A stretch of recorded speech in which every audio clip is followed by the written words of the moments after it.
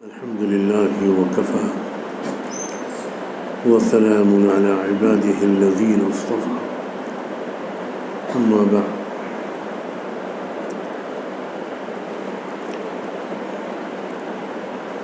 حضرت عمر رضی اللہ تعالی عنہ ایک جملہ فرمایا کرتے تھے، حاسبوا قبل ان تحاسبوا، اس سے پہلے کہ کوئی اور تمہارا جائزہ لے، اپنا جائزہ لیتے رہا کرو۔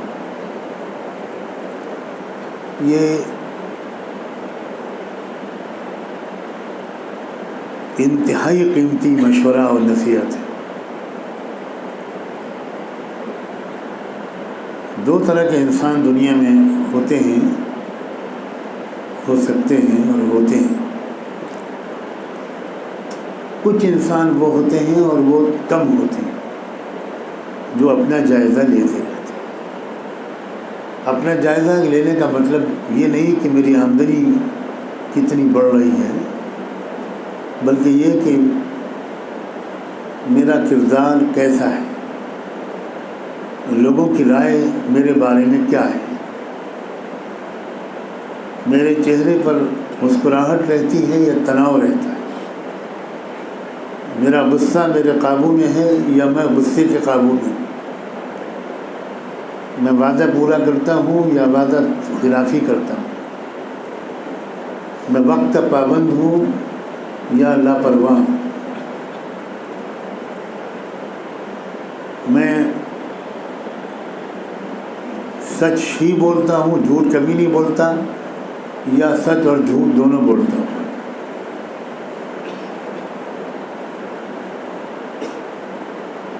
نگاہوں پر مجھے اپنی نگاہوں پر کتنا قابو ہے،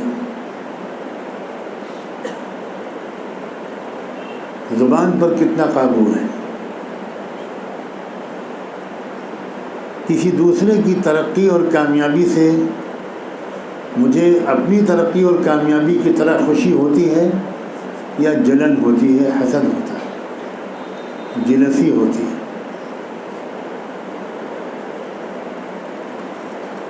کسی دوسرے کا نقصان پہنچا کر میں اپنا فائدہ تو نہیں چاہتا۔ اس طرح کی 50 چیزیں ہیں جن کے حساب سے کوئی انسان اپنا اگر جائزہ لیتا رہے، مرد ہو یا عورت، تو وہ اچھا انسان بنتا چلا جاتا ہے، اچھا مسلمان بنتا چلا جاتا ہے۔ میرے پڑوسیوں کی میرے بارے میں کیا رائے ہیں، میرے کلاس فیلوز کی، میرے ان میٹس کی، میرے روم میٹس کی میرے بارے میں کیا رائے ہے،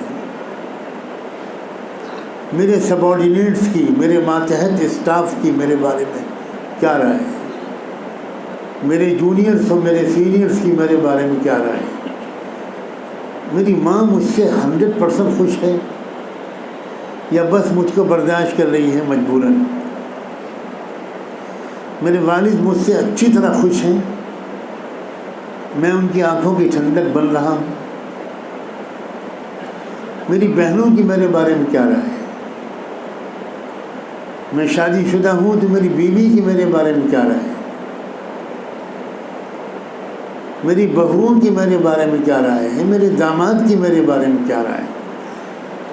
بہت کم لوگ ہیں دوستو جو اپنا جائزہ لیتے رہتے، اکثر لوگ وہ ہیں جو دوسروں کا جائزہ لیتے رہتے، فلاں ایسا، فلاں ایسا، فلاں ایسا، فلاں ایسا، فلاں ایسا، فلاں ایسا۔ ہمیں دوسروں کا جائزہ لینے کا اختیار کس نے دیا ہے؟ کس نے آتھورائز کیا ہے کہ ہم دوسروں کا جائزہ لیں؟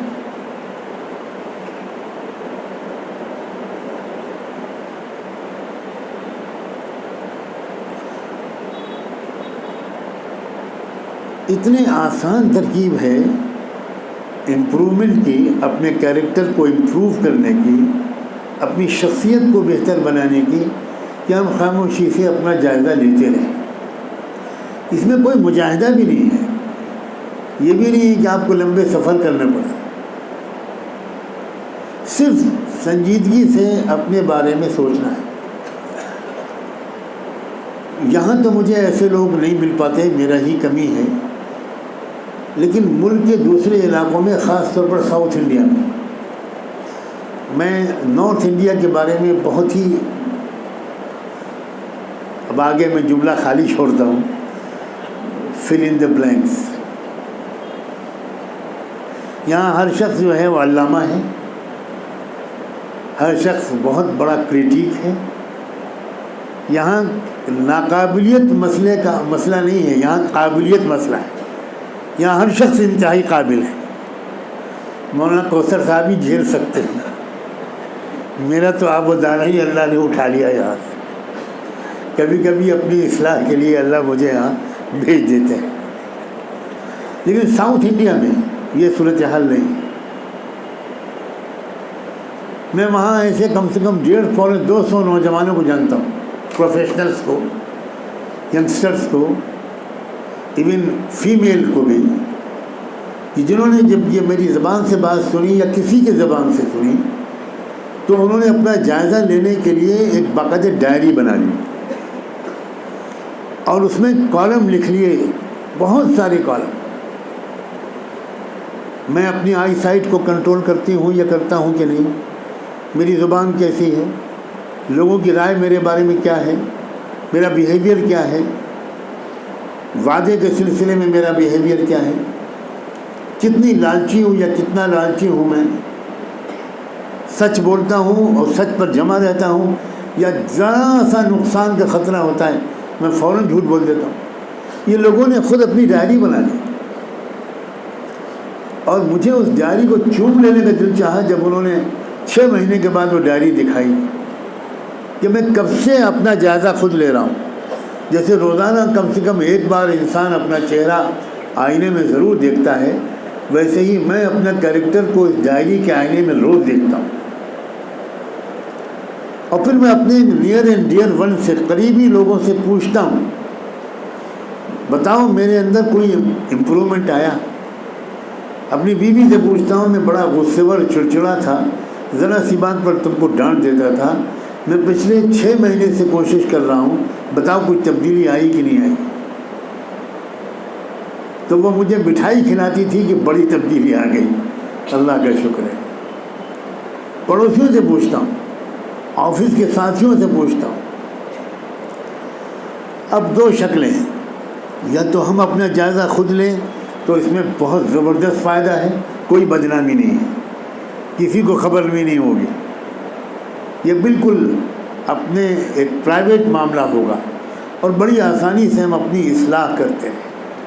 میں لفظ اصلاح کو اب بول رہا ہوں، شروع میں نہیں بولا، اس لیے کہ اگر میں لفظ اصلاح بولتا ہوں تو لوگ گھبرا جاتے ہیں کہ بھائی اصلاح ہماری بس کی نہیں ہے، اس کے لیے بوڑھا بننا پڑے گا اور جلد بازی میں ہم بوڑھے نہیں بنیں گے.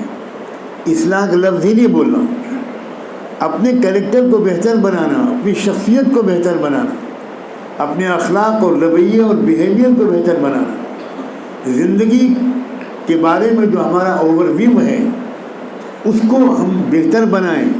یہ زندگی کوئی تفریح نہیں ہے، یہ زندگی ایک امتحان گاہ ہے جہاں سے گزارا جا رہا ہے. اب یا تو ہم اپنا جائزہ خود لے لیں یا پھر اللہ ہمارا جائزہ لیں. اور اللہ کا جائزہ، ایک ایک چیز کا جائزہ لیں گے. اللہ قبر میں ایمان کا جائزہ ہوگا اور آخرت میں اعمال کا جائزہ. قبر میں اعمال کا جائزہ بالکل نہیں ہوگا، قبر میں صرف ایمان کا جائزہ، اور ایمان کے جائزے کے بعد شارٹ لسٹ کیا جائے گا. جو ایمان کے جائزے میں پاس ہو گئے ان کے ہی اخلاق و کردار دیکھا جائے گا آخرت میں، ورنہ جو ایمان کے ہی امتحان میں فیل ہو گئے ختم، پھر ان کے اعمال کے جائزے کا مسئلہ ہی نہیں، وہ تو سیدھے جہنم میں. یہ بہت زبردست بات ہے عزیزو. اللہ جائزہ لیں گے پھر وقفوہم انہم مسئولون. جب ہم جائیں گے آخرت میں تو اللہ تعالیٰ ایک دم سے کہے گا روک دو ان کو، روکو ان کو، مجھے ان سے کچھ پوچھنا ہے. انہم مسئولون، مجھے ان سے پوچھنا ہے ان کے اخلاق کے بارے میں، مجھے ان سے پوچھنا ہے ان کے ظلم کے بارے میں، مجھے ان سے پوچھنا ہے ان کے جھوٹ اور سچ کے بارے میں، مجھے ان سے پوچھنا ہے امانت داری کے بارے میں، مجھے ان سے پوچھنا ہے خود غرضی کے بارے میں. یہ بس اپنا فائدہ دیکھنا چاہتے تھے، چاہے کسی کا نقصان. یہ ذرا سی بات پر غصے میں آ کر دل دکھا دیتے تھے. مجھے بہت کچھ پوچھنا ہے. اور اگر کسی نے اپنا جائزہ خود لے لیا تو وہ اپنی غلطیوں سے خود ہی اتنا پاک صاف ہو جائے گا کہ امید ہے کہ وہاں اللہ کے جائزے کی ضرورت ہی نہیں پڑے. اللہ تعالیٰ کہیں گے نہیں، یہ بندہ تو اپنا جائزہ لے کر خود آیا ہے، اپنے کو ٹھیک کر کے آیا ہے، غلطیوں کی معافی مانگ کے آیا ہے، بہت درست ہو کر آیا ہے، مجھے اس سے کچھ نہیں پوچھنا، لے جاؤ اسے، لے جاؤ عزت اور احترام کے ساتھ، اعزاز کے ساتھ محمد الرسول اللہ سے ملواؤ، رسول اللہ سے ملواؤ. یہ بہت ترس رہا ہے حضور کو دیکھنے کے لیے، جنت میں لے جاؤ، اس کو بہت آرام سے رکھو. اس نے دنیا میں نقصان اٹھایا ہے مگر گناہ نہیں کیا، اپنے کو روکے رکھا. اب یہ ہمارے اور آپ کے فیصلہ کرنے کی بات ہے کہ ہم اپنا جائزہ خود لیتے ہیں کہ نہیں لیتے. کاش کہ میرے نوجوان عزیز کم سے کم آج یہ سن کر یہ طے کر لیں کہ مجھے اب اپنا جائزہ لینا، اپنا انٹروسپیکشن خود کرنا ہے، خود دیکھنا ہے اپنے آپ کو. اب تو یہ زمانہ ایسا آ گیا کہ اپنی شوگر آدمی خود چیک کرتا ہے، اپنا بلڈ پریشر آدمی خود چیک کرتا ہے. بہت زبردست ترقی ہو گئی. تو اب تو اپنے اعمال اور اخلاق اور اپنا کردار خود چیک کرنے کی عادت ڈال دی جائے تو پھر جب آپ کو یا مجھے خود محسوس ہوگا کہ بھائی یہ عادت میری اچھی نہیں، میرا غصہ قابو میں نہیں، میں بڑا دل دکھا دیتا ہوں کسی کا جب بھی مجھے غصہ آتا ہے، تو پھر میں کیا کروں گا؟ میں کسی ایکسپرٹ سے پوچھوں گا، کسی ماہر سے پوچھوں گا کہ میں اپنے غصے کو کیسے قابو میں کروں. میں ذرا سی بات پر بدگمان ہو جاتا ہوں. کوئی آدمی کسی کے بارے میں کچھ کہہ دیتا ہے، میں یقین کر لیتا ہوں، میں کراس چیک نہیں کرتا، میں تحقیق نہیں کرتا کہ بھئی یہ بات صحیح بھی ہے کہ نہیں. آپس کے تعلقات بغیر تحقیق کے ایک دوسرے کی بات مان لینے کی وجہ سے بہت خراب ہو رہے ہیں، ہمارے بہت خراب ہو رہے ہیں. حالانکہ اکثر جب تحقیق کرو پتہ چلتا ہے کہ یا تو وہ بالکل ہی غلط بات ہے یا بات کا بتنگڑ بنا دیا گیا. بات چھوٹی سی تھی، اس کو بڑھا چڑھا کر بنا دیا. یہ ہے اسلام، اچھے انسان بننے کا راستہ، شرافت کا راستہ، لوگوں کی نگاہ میں بھی محبوب بننے کا راستہ، قابل اعتماد اور قابل اعتبار بننے کا راستہ. کیوں نہیں ہم لوگ یہ فیصلہ کرتے دوست؟ صرف اتنی بات، واہ حضرت عمر حاسبوا قبل ان تحاسبوا. تم اپنا جائزہ خود لیتے رہو، اس سے پہلے کوئی اور تمہارا جائزہ سماج بھی لے سکتا ہے، تمہارا جائزہ تمہارے رشتہ دار بھی لے سکتے ہیں، تمہارا جائزہ تمہاری اولادیں بھی لے سکتی ہیں اور پھر وہ متنفر اور باغی ہو جائیں گی. تمہارا جائزہ تمہاری بیوی بھی لے سکتی ہے، تمہارا جائزہ تمہارے پڑوسی بھی لیتے رہتے ہیں، تمہارا جائزہ تمہاری مسجد کے مصلی بھی لیتے رہتے ہیں، تمہارا جائزہ کوئی بھی لے گا. جو سماج میں تم ذلیل ہو، رسوا ہو گئے، آج نہیں تو کل تم کو شرمندہ ہونا پڑے. اور اگر تم خود جائزہ لو، کسی کو خبر بھی نہیں ہوگی، کسی کو نہیں خبر ہوگی کہ تم نے اپنی فلاں بری عادت کو درست کر لیا، فلاں پہلو سے اپنے کیریکٹر کو بہتر بنا لیا، تم نے فلاں پہلو سے اپنی اصلاح کر لی، اپنے کو درست کر لیا. پہلے تم وعدہ کرتے تھے 5 بجے آنے کا، اور اطمینان سے اپنے گھر سے 5 بجے نکلتے تھے. عام عادت ہے ہمارے یہاں کی. لیکن جب تم نے دیکھا کہ یہ عادت تو صحیح نہیں ہے, یہ تو وعدہ خلافی ہے, تو پھر تم ٹھیک 5 بجے اور 4:59 پر پہنچ جاتے ہو. میں نے زندگی میں 2-3 لوگ دیکھے, ہزاروں لاکھوں لوگوں کو دیکھا, لیکن زندگی میں 2-3 لوگ دیکھے جو واقعی وعدے کے اور وقت کے ایسے پابند تھے کہ ان سے میں نے پابندی سیکھنے کی کوشش کی. ایک میرے والد ماجد تھے, ایک ندوۃ العلماء کے موجودہ محتمم, ہمارے استادوں کے استاد حضرت مولانا ڈاکٹر سید الرحمان اعظمی, جن کو دیکھ کر ہم لوگ گھڑی ملا لیا کرتے تھے. اور ایک تیسرے لکھنؤ کے مشہور شیعہ عالم مولانا سید کلب صادق صاحب. اس قدر وقت کے پابند اور وعدے کے پابند تھے, اس سے زیادہ پابندی کا کوئی تصور ہی دنیا میں نہیں. وعدہ کر لیا انہوں نے میرے پاس تشریف لانے کا ایک ضروری مشورے کے لیے. تیز بارش شروع ہو گئی وقت پر. میں بالکل یہ سمجھا کہ آج تو یقیناً وقت پر مولانا نہیں پہنچ پائیں گے, اور خدا کرے کہ نہ پہنچیں.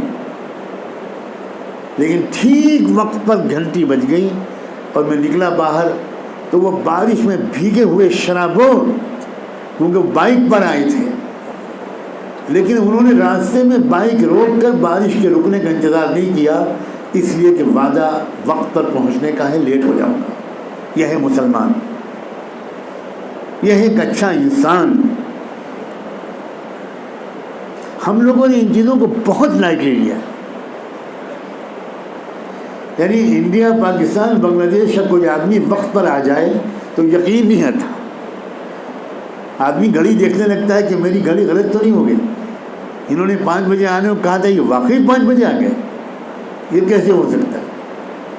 ہاں, وہ انگریز جن کو ہم خوب بد دعائیں دیتے ہیں وہ وقت کے پابند ہیں. تو ہمارے لوگ مغربی تہذیب کی کچھ برائیاں اگر لیتے ہیں تو کچھ اچھائیاں بھی لے لیں. اگر بے پردگی لے لی ہے تو وقت کی پابندی بھی لے لیں. اگر فیشن لے لیا ہے تو وعدے کی پورا کرنا بھی لے لیں. یہ کیا بات ہوئی کہ انہوں نے ہم سے اچھی چیزیں لے لی اور ہم نے ان کی بری چیزیں لے لی. یہ تو بہت ہی بڑی زیادتی اور حماقت ہے. انہوں نے ہم سے اچھی چیزیں لی ہیں, یہ بات بالکل صحیح ہے, بالکل اچھی چیزیں انہوں نے لی ہیں اپنے ذوق کے حساب سے. پبلک لائف میں انہوں نے ہم سے اچھی چیزیں لے لی, پرائیویٹ لائف میں انہوں نے کہا کہ ہم آپ سے کچھ نہیں لیں گے, وہ ہماری زندگی الگ ہے. پبلک لائف میں انہوں نے واقعی اچھی تھی.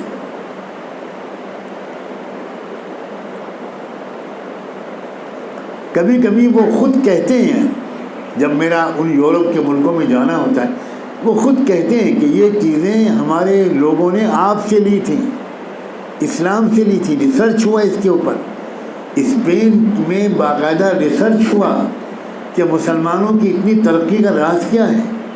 اتنی سائنٹیفک تحقیقات مسلمان کیسے کر گئے 100 سال کے اندر. اتنی میڈیکل سائنس کی تحقیقات, اتنی آسٹرونومی اور آسٹرولوجی کی تحقیقات, اتنی ہوائی سفر کی تحقیقات.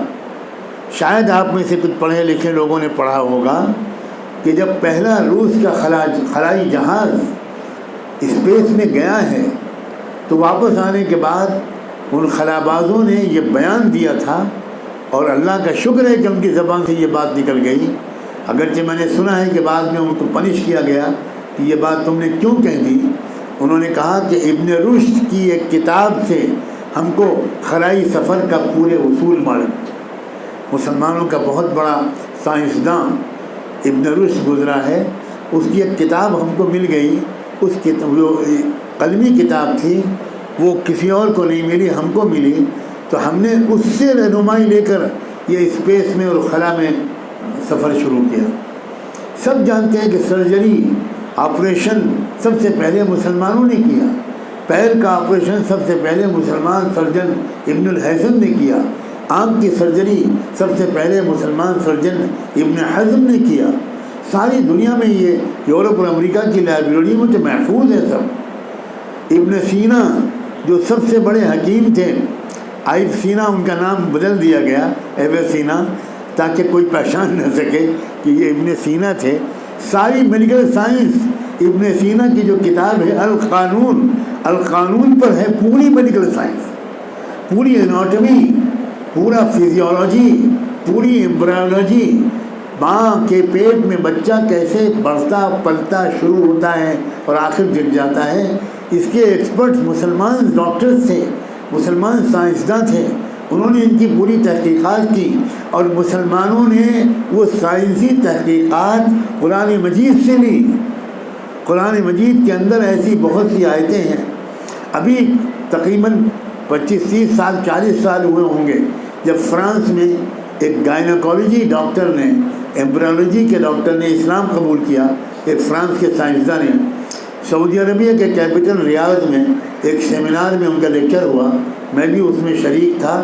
انہوں نے باقاعدہ قرآن کی آیتیں کوٹ کی اور کہا کہ میں قرآن کی ان آیتوں کو پڑھ کر حیران رہ گیا کہ ہماری میڈیکل سائنس کی یہ باتیں جو آج ہم نے ریسرچ کر کے جن تک ہم پہنچ رہے ہیں ملینز آف ڈالرز خرچ کر کے، آج سے 1400-1500 سال پہلے ایک ایسے نبی نے جو لکھنا پڑھنا نہیں جانتا تھا وہ کیسے بتا دی.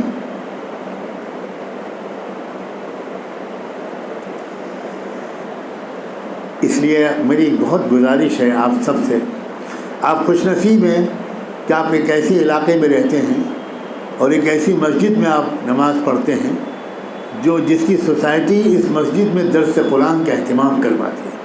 یہ بہت قابل قدر بات ہے. قدر کیجیے یہاں ہونے والے ہر ہفتے یا مہینے کے درس قرآن میں پابندی سے حاضر ہوئیں. قرآن کو سمجھیں گے آپ تو آپ کی ایمان کی سطح بڑھے ہوگی، آپ کے کردار کی سطح بڑھے گی، آپ کو شرمندگی بھی ہوگی، کہیں کہیں خوشی بھی ہوگی. کوئی ایسی بات آپ سنیں گے جو آپ کے اندر پہلے سے موجود ہے تو آپ کو خوشی ہوگی، اور کوئی ایسی غلطی کی طرف آپ کی توجہ چلی جائے گی تو اس غلطی کو آپ دور کرنے میں خاموشی لگ جائیں گے. اس لیے قدر کیجیے، بہت قدر کیجیے. لکھنؤ مشہور رہا ہے درس قرآن کے حلقوں کے لیے. امام اہل سنت حضرت مولانا محمود عبد الشکور فاروقی سے لے کر حضرت مولانا محمد منظور نعمانی، حضرت مولانا ابوالحسن علی ندوی، مولانا محمد اویس ندوی نگرامی، سب پڑھے لکھے لوگ ہیں. اپنے گھروں میں کتابیں رکھیے اور پڑھیے، ضرور پڑھیے، اسلامی کتابوں کا مطالعہ کیجیے. آپ کے شہر میں مصنفین گزرے جنہوں نے شاندار کتابیں لکھی، دنیا میں دور دور وہ کتابیں پڑھی جائیں اور لکھنؤ میں نہ پڑھی جائیں، کیا آپ کو اچھا لگے؟ ایک کتاب حضرت مولانا ابوالحسن علی ندوی کی آج میں آپ کو بتاتا ہوں. اردو میں کتاب کا ترجمہ نام ہے انسانی دنیا پر مسلمانوں کے عروج زوال کا آغاز. یعنی جب اسلام آگے بڑھا اس سے کیا فائدہ ہوا انسانی برادری کو، کتنی ترقی ہوئی انسانیت کی، اور جب مسلمان پیچھے ہٹے اور بگڑے اور مسلمانوں کا زوال ہوا تو اس سے انسانی برادری کا کتنا نقصان ہوا. ان کی جگہ پر مغرب نے ٹیک اوور کیا. جب مسلمانوں نے اسٹیج خالی کیا اور ویسٹ نے ٹیک اوور کیا تو انسانیت کا کتنا نقصان ہوا. اس پر دنیا میں اس سے اچھی کوئی کتاب نہیں. آپ غور کیجیے، انگلینڈ کے بہت بڑے اخبار نے اس پر ریویو کیا، تبصرہ لکھا، اور اس تبصرے میں یہ لکھا کہ اگر برطانیہ میں کسی کتاب کے داخلے پر پابندی لگانے کا قانون ہوتا اور بین کرنے کا قانون ہوتا تو میں سفارش کرتا کہ اس کتاب کو برطانیہ میں داخل نہ ہونے دیں. اس کی وجہ یہ ہے کہ اس کتاب نے مغرب کو ننگا کر دیا، بتا دیا کہ مغرب کی ترقی سے دنیا کو کتنا نقصان پہنچا اور مسلمانوں کے زوال سے کتنا نقصان پہنچا. اسلام پر اعتماد بڑھتا ہے ایسی کتابیں پڑھ کر. انگریزی میں اس کتاب کا نام ہے اسلام اینڈ دی ورلڈ. حضرت علامہ سید سلیمان ندوی کی کتاب ہے خطبات مدراس سیرت نبی پر، رسول اللہ کے سیرت پر لاجواب کتاب ہے، اور اس کا انگریزی میں ترجمہ ہے محمد دا آئیڈیل پروفٹ۔ میں آپ سے درخواست کرتا ہوں، میرے بس میں ہوتا تو میں یہ ساری کتابیں خرید کر آپ کے ایک ایک گھر پہنچاتا۔ کتابیں پڑھیے، اپنی اولادوں کو پڑھوائیے، اپنی بچوں اور بچیوں کو پڑھوائیے، نالجبل بنائیے ان کو۔ میری دعا ہے کہ ایک دو باتیں میں نے آج کہی ہیں، ایک تو اپنا جائزہ ہم خود لیں، دوسرے یہ کہ ہم اپنا علم بڑھائیں، اپنا ایمان بڑھائیں، اور اس کا بہت اچھا طریقہ قرآن کو سمجھنے کی کوشش کرنا اور اچھی معتبر اوتھینٹک کتابوں کا مطالعہ۔ اللہ تعالیٰ ان سب چیزوں کا اہتمام اور پابندی کرنے کی مجھے اور آپ کو توفیق عطا فرمائے۔ وآخر دعوانا ان الحمد للہ رب العالمین۔